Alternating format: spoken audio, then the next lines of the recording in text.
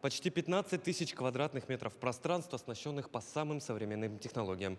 Почти 70 резидентов и безграничные возможности для развития креативных индустрий. Все это открывшийся сегодня первый на Дальнем Востоке креативный кластер «Квартал труда».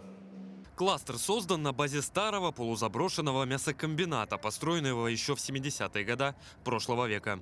В течение нескольких лет архитекторы вели работу над его переоборудованием. Сегодня это современное пятиэтажное здание, оснащенное всем необходимым для того, чтобы создавать контент для развития Дальнего Востока и всей страны в целом. Как отметил глава Якутии Айсен Николаев, территория таких масштабов открывается в макрорегионе впервые.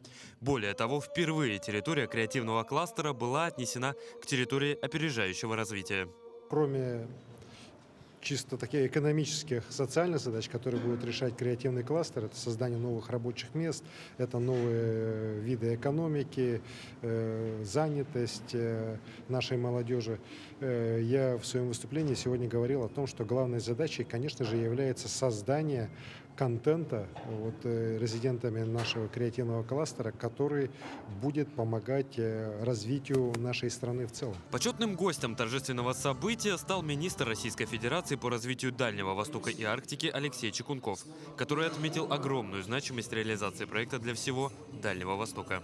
Для многих в России и в мире Якутия ассоциируется с алмазами, с севером, с холодом, с углеводородами, с горнодобычей, с углем.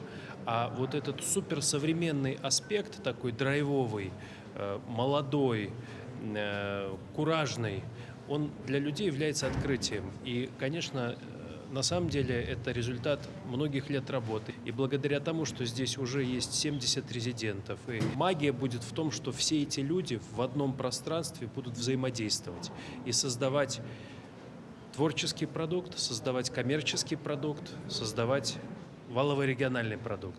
Уже сейчас можно с уверенностью сказать, что создание кластера – это очередной шаг к развитию креативной экономики Якутии. И очередное подтверждение тому, что наш регион – настоящая IT-столица Дальнего Востока.